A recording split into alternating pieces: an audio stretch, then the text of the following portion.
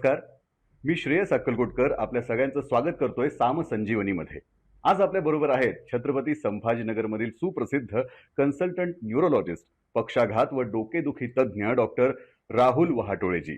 Doctor Rahul वहाटोळे यांनी national institute of mental health and neuro sciences Bangalore येथून प्रशिक्षण घेतलं आहे. स्कॉटलंड इथे झालेल्या आंतरराष्ट्रीय परिषदेत मेंदू विकारांवरील संशोधन त्यांनी सादर केलेलं आहे. छत्रपती संभाजीनगर येथे गेल्या 10 वर्षांहून अधिक काळापासून ते न्यूरोलॉजी या क्षेत्रात कार्यरत आहेत आणि सध्या Galaxy super speciality hospital Chhatrapati Sambhajinagar येथे कन्सल्टंट न्यूरोलॉजिस्ट म्हणून ते कार्यरत आहेत. पक्षाघात म्हणजे स्ट्रोक, अर्धांगवायू ज्याला पॅरालिसिस म्हणतात, डोकेदुखी, मायग्रेन, अपस्मार म्हणजेच एपिलेप्सी, पार्किन्सन्स आजार किंवा हालचालींचे विकार, न्यूरोपॅथी, मल्टिपल स्क्लेरोसिस आणि ऑटो इम्युन न्यूरोलॉजिकल विकार, स्मरणशक्तीचे विकार, डिमेन्शिया अशा सगळ्या विकारांमध्ये ते अतिशय तज्ज्ञ आहेत. अनेक पेशंट्सचं आयुष्य त्यांनी पुन्हा एकदा नवी संजीवनी देऊन सुधारलेलं आहे. तर आज त्यांच्याकडनंच आपल्याला जाणून घ्यायचं आहे. डॉक्टर नमस्कार. नमस्कार सर. डॉक्टर, मेंदूचे विकार आणि त्या संदर्भात आता आज आपल्याला बोलायचं आहे. तर मला असं वाटतं सुरुवात करूयात. हा शब्दच खूप इंटरेस्टिंग आहे. न्यूरोलॉजिस्ट म्हणजे नेमकं काय हो? न्यूरोलॉजिस्ट म्हणजे मेंदूचे आजार, मज्जारज्जूचे आजार, नसांचे आजार आणि मांसपेशींचे आजार, ह्या आजारांचं निदान आणि उपचार करणाऱ्या डॉक्टरांना न्यूरोलॉजिस्ट म्हणतात. अच्छा. पण आम्ही असं ऐकलंय की हा जो स्ट्रोक जेव्हा तुम्ही म्हणालात, पक्षाघात, हा फक्त म्हणजे म्हाताऱ्या लोकांनाच होतो का, किंवा असं काही पर्टिक्युलर वयाच्या पुढेच गेलं तर होऊ शकतो का, असं काही असतं का? पूर्वी असं होतं, पण आता तसं राहिलेलं नाही काही. आता तरुण लोकांमध्ये पण पॅरालिसिसचा अटॅक, स्ट्रोकचा अटॅक यायला सुरुवात झालेली आहे. बऱ्याच वेळेस त्यांना अतिमद्य सेवन, धूम्रपान, रक्तदाब, मधुमेह या आजारांमुळे आता त्याचं वयोमान घटायला लागलेलं आहे. त्याच्यामुळे 30शीत आणि 40शीत सुद्धा आता पॅरालिसिसचे अटॅक पेशंटला येत आहेत. अच्छा, म्हणजे थोडक्यात काय की आपली जी चुकीची लाईफस्टाईल आहे ती अशा प्रकारच्या स्ट्रोकला किंवा पॅरालिसिसला आमंत्रण देणारी ठरते. डॉक्टर, तुम्ही अतिशय महत्त्वाचा मुद्दा इथे मांडलात. पण आपण थोडंसं पुढे जाऊयात की काय असतं, कुठलाही रोग म्हटला की त्याची लक्षणं फार महत्त्वाची.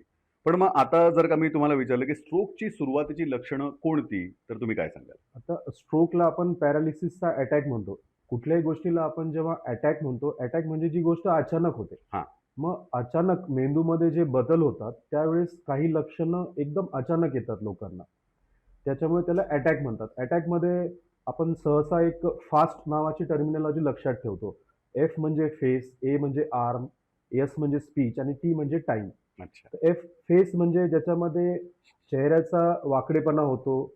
एस म्हणजे स्पीचमध्ये पेशंटला बोलण्यात तोतरेपणा जाणवतो आणि आर्म म्हणजे पेशंटच्या एका हाताची शक्ती कमी व्हायला लागते किंवा मुंग्या यायला लागतात. आणि टी फॉर टाईम म्हणजे अशा गोष्टी झाल्या त्वरित डॉक्टरांचा सल्ला घेणं खूप गरजेचं असतं. त्याला फास्ट फास्ट हे एक ॲक्रोनिम आहे, ते लक्षात ठेवणं खूप गरजेचं आहे. अच्छा, म्हणजे हा फास्ट जो सरांनी सांगितला तो फास्ट लक्षात ठेवण्याची गोष्ट आहे.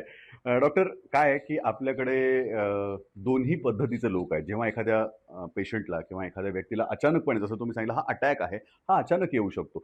असा अटॅक झाल्यानंतर अचानक सगळेजण डॉक्टर बनतात, घरातले, हो, त्याच्या हो. आजूबाजूचे. आणि होतं काय की मग प्रत्येकजण आपापल्या पद्धतीने उपचार सांगायला लागतो. काही आपल्याकडे गुगल डॉक्टर सुद्धा आहेत, हो. Self proclaimed. तर मग अशा वेळी मला खरं तर तुम्हाला हे विचारावं असं वाटतं की स्ट्रोक झाल्यानंतर घरी थांबून बरं होण्याची वाट बघावी का, किंवा आता ज्या फास्टचा तुम्ही उल्लेख केला फास्टचा हां. त्याच्यावरती ऍक्शन घेतली जावी का? नाही, बऱ्याच वेळेस काय करतात लोकं, वाट बघतात घरी, की थोड्या वेळाने बरं वाटेल, चहा पितो बरं वाटेल, साखर खातो बरं वाटेल. पण फास्टमधला टी जो आहे तो टाईम बाउंड आहे. कारण की दर सेकंदाला मेंदूला जेव्हा रक्तपुरवठा कमी होतो, तेव्हा दर सेकंदाला 10,00,000 एवढ्या चेतनापेशी मृत पावत असतात. त्याच्यामुळे तुम्ही जेवढ्या लवकर डॉक्टरकडे पोहोचाल, रुग्णालयात पोहोचाल, तेवढ्या लवकर त्याला ट्रीटमेंट स्टार्ट होतील आणि तेवढ्या लवकर चेतनापेशी वाचायची शक्यता वाढते आणि रिकव्हरीची शक्यता खूप वाढून जाते. त्याच्यामुळे घरी बसून वाट बघणं हे सगळ्यात चुकीचं आहे किंवा घरगुती उपाय करणं. बरोबर आहे. त्यामुळे लवकरात लवकर डॉक्टरांकडे जाणं हाच महत्त्वाचा सल्ला आपल्याला फॉलो करायचा आहे. डॉक्टर, थोडंसं पुढे जाऊयात. अनेक लोकांना क्रॉनिक डोकेदुखी असते, म्हणजे वर्षानुवर्ष हा डोकेदुखीचा त्रास असतो. तर मग ही डोकेदुखी ही ब्रेन ट्यूमर असण्याची कितपत शक्यता आहे, किंबहुना ब्रेन ट्यूमर एक्झॅक्टली म्हणजे होतं काय, ह्याविषयी सांगा. डोकेदुखीचे 2 प्रकार असतात. एक अचानक होणारी डोकेदुखी आणि क्रोनिक म्हणजे जी वर्षानुवर्षे आहे. आता काही पेशंट असतात जवळच्या नातेवाईकांचं कोणाच तरी ऐकलेलं असतं डोकं दुखलं आणि ट्यूमर निघाला.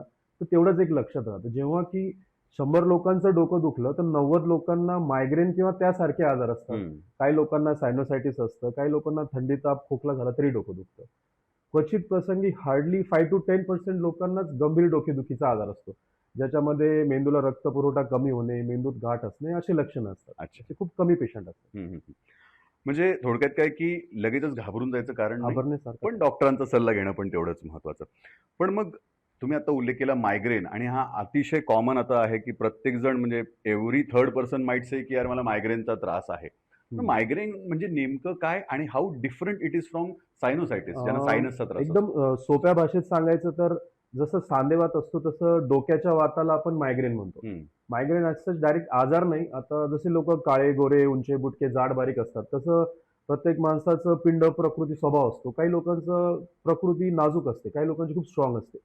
पण ज्यांची नाजूक आहे त्यांना धावपळ झाला, प्रवास झाला, उपवास झाला, मनासारखं नाही झालं, खाण्यात काही आलं, की बॉडी रिएक्शन देते. रिएक्शन डोकेदुखी किंवा ॲसिडिटी घेऊन येते. मग आलं की असं वाटतं खूप मोठं आहे आणि गेलं की असं वाटतं नाटक चालू होतं. तर हं. थोडा डिफरन्स असतो त्याच्यात.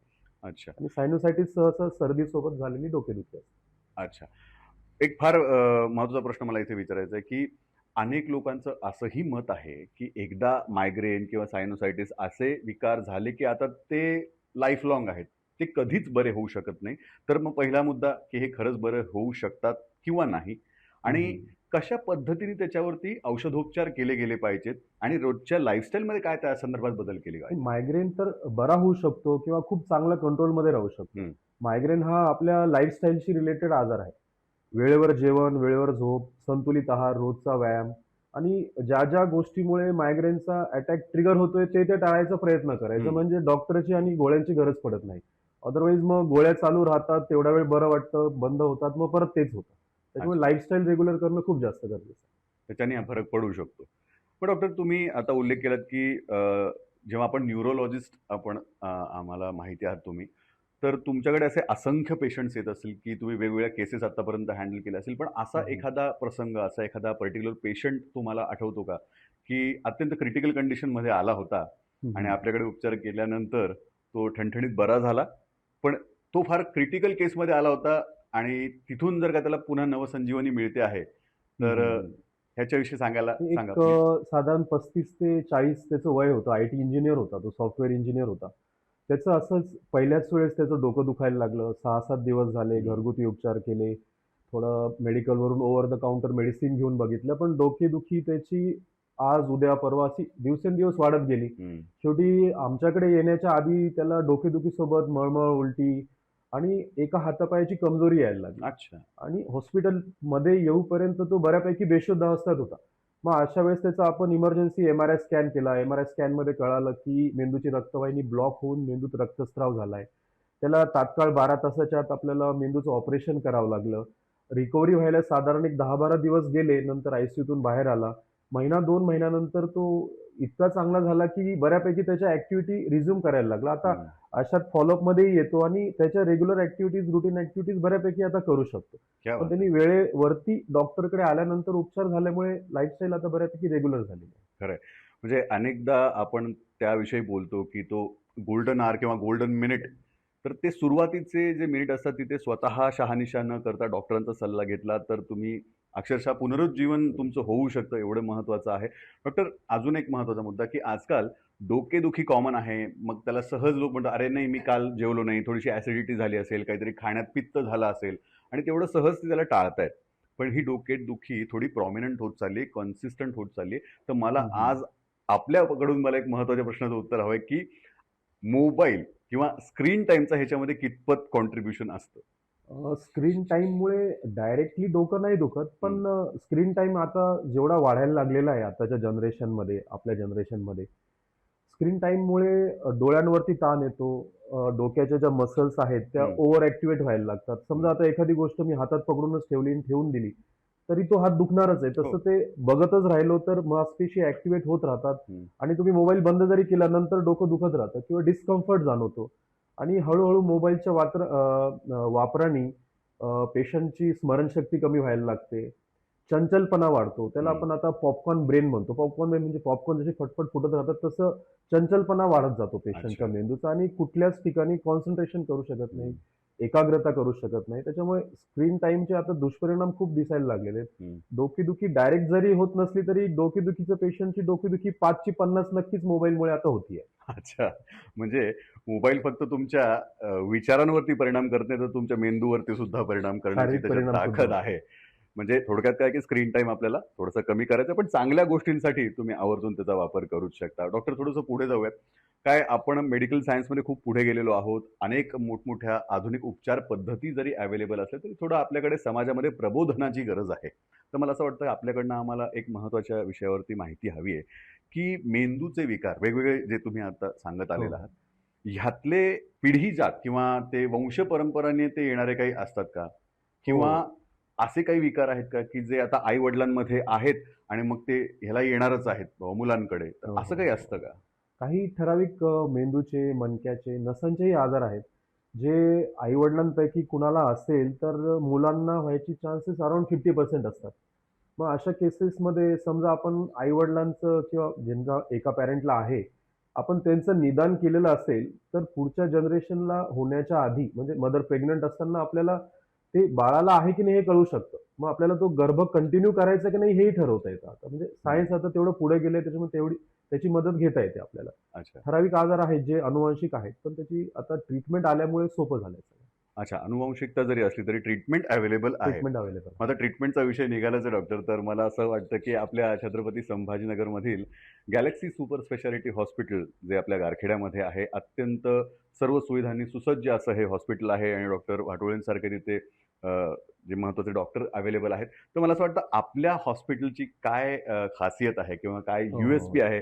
कशा पद्धतीने आधुनिक उपचार आपण करता याविषयी सांगा ना? आमचं टोटल 70 बेडेड हॉस्पिटल आहे. त्याच्यामध्ये 30 बेड्स हे डेडिकेटेड आय-सी-यूसाठी आहे.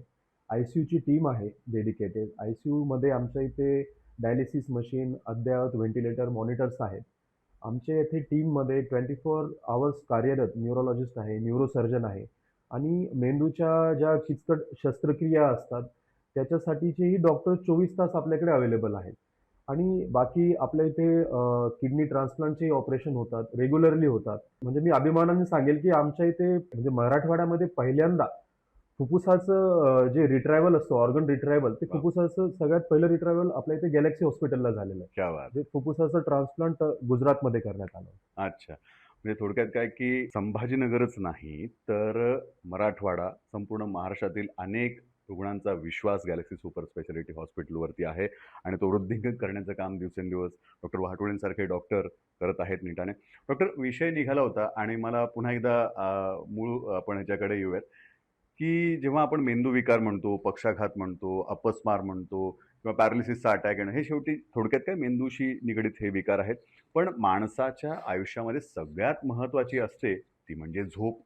तर या हो. झोपेचा किंवा कमी झोपेचा आपल्या मेंदूच्या आरोग्यावरती कसा परिणाम होतो आणि तो टाळण्यासाठी काय करता यायला पाहिजे? नाही एक चांगली झोप, उत्तम झोप होणं, हे एक मेंदूसाठी लिटरली औषधासारखं आहे. हं. एक झोप चांगली झाली, की हार्मोनल इम्बॅलन्स जो असतो, तो हार्मोनल बॅलन्स मेंटेन ठेवला जातो. शरीरामध्ये दिवसभर ताणतणावामुळे जे कॉर्टिसॉल लेव्हल वाढते, जे एक असं हार्मोन आहे ज्याच्यामुळे तुमचं ब्लड प्रेशर वाढतं. चांगली झोप झाली तर ते कॉर्टिसॉल लेव्हल कमी होते, त्याच्यामुळे ब्लड प्रेशरचे आजार राहण्याची शक्यता खूप कमी होऊन जाते. चांगली झोप झाली, की आपल्या मेमरीज ज्या असतात, जे आपण दिवसभर करतो, जे स्टोअर व्हायचं काम आहे, ते चांगली झोप झाली तर स्टोअर होतं. म्हणजे अच्छा. मेमरी वाढते हां, चांगली हां. झोप झाल्याने. आणि चांगली झोप झाल्याने कालांतराने अल्झायमर्स होण्याची जी शक्यता असते, ती पण खूप कमी हं, व्हायला हं, लागते. हं. आणखीन एक महत्त्वाचा मुद्दा देशामध्ये बऱ्यापैकी विद्यार्थ्यांविषयी खूप चर्चा सुरू आहे.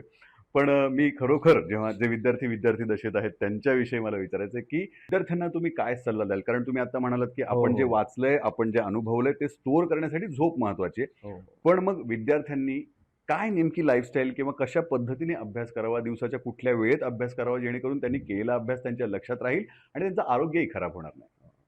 नाही, विद्यार्थ्यांसाठी मी हे सांगेल, की जेवण आणि झोप ह्या 2 वेळा पाळणं खूप गरजेचं असतं.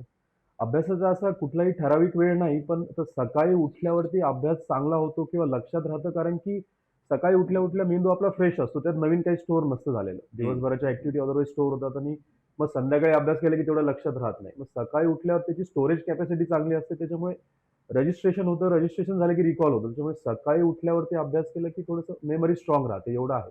आणि जेवण आणि झोप वेळेवरती राहणं हे खूप जास्त गरजेचं आहे विद्यार्थ्यांसाठी. अच्छा. म्हणजे हा महत्त्वाचा मुद्दा आहे. आणि विशेषतः दुसरं म्हणजे हां, प्लीज, प्लीज. मोबाईलचा वापर आता जेवढा कमी ठेवाल तेवढं चांगलं आहे. म्हणजे कॉन्सन्ट्रेशन वाढेल, मेमरी वाढेल, हं. रिकॉल वाढेल सगळं. अच्छा. नाही म्हणजे पालकांनी याच्याकडे लक्ष द्यायला पाहिजे, की आमचा मुलगा किंवा मुलगी रात्री 4-4, 2-2 वाजेपर्यंत जागून अभ्यास करते, हे दरवेळेस फायद्याचं असेल असं नाही. ते त्यांच्या हो, आरोग्यासाठी हो. घातक ठरू शकतं. हा महत्त्वाचा मुद्दा आहे. काय या क्षेत्रात तुम्ही अनेक वर्ष काम करत आहात. तर थोडं तुमच्याविषयी पण जाणून घ्यायला आवडेल, की तुमची सुरुवात कशी अच्छा, झाली? अच्छा. तुम्ही या हां. क्षेत्राकडे कसे ओके. वळलात? मी 10वी पर्यंतचं शिक्षण माझं इथे सिल्लोड तालुक्यामध्ये सिल्लोड शहरात केलंय शिवाजी हायस्कूलला. आणि माझ्या आई-वडिलांच्या आणि काकांच्या प्रेरणेतून मी डॉक्टर व्हायचं ठरवलं. मग एम-बी-बी-एसचं शिक्षण मी गव्हर्नमेंट मेडिकल कॉलेज लातूरला केलंय 2003 मध्ये.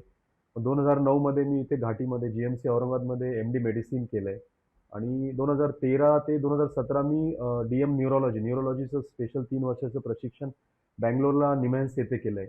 त्याच्यानंतरही 1 वर्ष तिथे रेसिडेन्सी करून काही वर्ष आता मागच्या काही वर्षांपासून सध्या इथे कार्यरत आहे. अच्छा. डॉक्टर, एवढा प्रदीर्घ आपला हो. शैक्षणिक प्रवास आणि त्यानंतरचा पेशंटच्या ट्रीटमेंटचा अनुभव. मला असं वाटतं, की महत्त्वाचा मुद्दा आज आपल्याला हा आपल्याकडनं जाणून घ्यायला आवडेल, की लोकांनी रोजच्या लाईफस्टाईलमध्ये काय बदल केले पाहिजेत आणि हं, हं. कुठल्या गोष्टी अंगावर नाही काढल्या पाहिजेत आणि हं. डॉक्टरांचा सल्ला वेळेत घेणं किती महत्त्वाचं आहे याविषयी सांगा ना?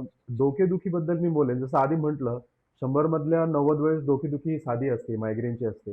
पण काही केसेस असतात ज्या डोकेदुखी मागे गंभीर आजार असायची शक्यता जास्त असते. मग डोकेदुखी गंभीर आहे हे कसं कळणार? तर डोकेदुखी जेव्हा तुम्हाला अचानक चालू झाली, म्हणजे पूर्वी कधीच नव्हती आणि आता तुमचं डोकं दुखतंय. तुम्हाला डोकेदुखीसोबत मळमळ, उलटी होते, एकाचे 2 दिसतात, कानात काही आवाज येतात किंवा हातापायाची शक्ती कमी व्हायला लागली. ही डोकेदुखी गंभीर असते. मग अशा वेळेस ह्या डोकेदुखीसाठी तज्ञ डॉक्टरांचा सल्ला घेणे, वेळेवर सीटी स्कॅन, एम-आर-आय करणं हे खूप गरजेचं असतं. हं. कारण की एकदा वेळ निघून गेल्यावरती मग त्याच्यामध्ये सीरियसनेस वाढला की कॉम्प्लिकेशन्स वाढत जातात. खरं आहे. डॉक्टर, हे तर झालं मेडिकल सायन्सच्या दृष्टीने. पण आजही आपल्या समाजामध्ये बरेचसे गैरसमज आहेत, अंधश्रद्धा आहेत. विशेषतः जेव्हा झटका येतो हं. अपस्माराचा, मिरगी येणं ज्याला म्हणतात, तर त्याला काहीतरी देवीचा कोप झाला किंवा कोणीतरी भूतबाधा झाली, कोणीतरी जादूटोणा केला, असे अजूनही समज आहेत. तर मला असं वाटतं, की ह्या लोकांना आज आपल्या माध्यमातून तुम्ही थोडंसं जागृत हो, करावं. हो. आता मिरगी किंवा फिट्स आपण ज्याला म्हणतो. फिट्स बेसिकली आता मेंदूचं जे काम आहे, मेंदूचं सॉफ्टवेअर जे आहे, ते विद्युत तरंगांनी, विद्युत लहरींनी काम करतं. एक सिग्नल दुसऱ्या सिग्नलला जातो, तो विद्युत लहरीने जातो. आणि फिट्स येतात म्हणजे त्या मेंदूमध्ये जेव्हा त्या लहरी मिसमॅच होतात किंवा सोप्या भाषेत सांगायचं त्याच्यात स्पार्किंग झालं की फिट्स येतात हं. लोकांना. काही लोकांना दोन्ही हातपाय वाकडे होतात, तोंड वाकडं होतं, जीभ चावल्या जाते आणि बेशुद्ध पडतात. आणि काही लोकांना आपल्या बाजूला जरी फिट्स आलेला असेल तरी आपल्याला समजणार नाही. तेवढ्या वेळासाठी ते शून्यात असतात आणि तेवढ्या वेळातली त्यांना काही गोष्टच आठवत नाही. अच्छा. मग अशा वेळेस आपल्या समोर जर कोणाला फिट आलं, तर त्याचे एकदम त्याला किल्ली लावणे, कांदा लावणे असे प्रकार करायचे नाही. त्याला एका बाजूला झोपवणे, कुठे इंजुरी होणार नाही याची काळजी घेणे, गळ्याभोवती कपडे घट्ट असतील तर सैल करणे, एका कुसावर झोपवणे. अ, आणि एक 5 मिनिटाच्या आत जवळपास फिट्स थांबतोच. अच्छा. आपल्याला कांदा लावल्याने थांबतं असं वाटतं, जेव्हा की ते स्वतः थांबणार असतो बेसिकली. अच्छा. ओके. पण 1 फीट आला, दुसरा आला किंवा 1 फीट 5-10 मिनिटाच्या वेळेसपेक्षा जास्त जायला लागला, तर मग अशा रुग्णाला लवकरात लवकर डॉक्टरकडे जाणे खूप गरजेचं आहे. हं, हं, हं. म्हणजे थोडक्यात काय वेळ महत्त्वाचा आहे आणि डॉक्टरांनी दिलेला सल्लासुद्धा. आणि अर्थातच मी आज आपल्या सगळ्या प्रेक्षकांना इथे सांगू इच्छितो, की डॉक्टर राहुल वहाटुळे जे कन्सल्टंट न्यूरोलॉजिस्ट आहेत छत्रपती संभाजीनगर येथील गॅलेक्सी सुपर स्पेशालिटी हॉस्पिटलमध्ये. त्यांना आपल्याला संपर्क करायचा असेल, कन्सल्टंट हवा असतील, तर मला असं वाटतं, की आपण या स्क्रीनवरती जो नंबर दिलेला आहे, तिथे जरूर संपर्क करा आणि आवर्जून डॉक्टरांचा सल्ला घ्या.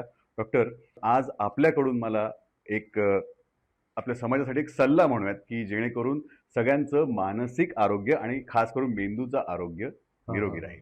नाही आता मेंदू जो आहे, जर आजारी पडणार असेल किंवा मेंदू आजारी आहे, तर तो आधी शारीरिक लक्षणं दाखवतोच. आणि जसं आपण किडनीचं, लिव्हरचं आरोग्य म्हणतो, तसं मेंदूचंही आरोग्य जपणं तेवढंच गरजेचं आहे.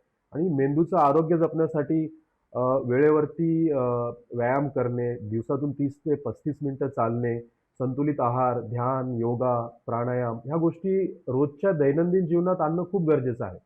आणि ज्यांना मधुमेह आहे, रक्तदाब आहे, थायरॉइड आहे, अशा लोकांनी त्या आजारांची ट्रीटमेंट करणं खूप गरजेचं आहे. ते गोष्टी कंट्रोलमध्ये राहिल्या म्हणजे मेंदूचं आरोग्य अबाधित राहील. अच्छा. थोडक्यात काय, आपल्या शरीरातला सगळ्यात मोठा पार्ट जो आहे मेंदू, त्याची नक्की काळजी घ्या. आणि डॉक्टर, तुम्ही इथे एवढी महत्त्वाची माहिती आम्हाला दिली त्याबद्दल आपले मनापासून आभार. धन्यवाद.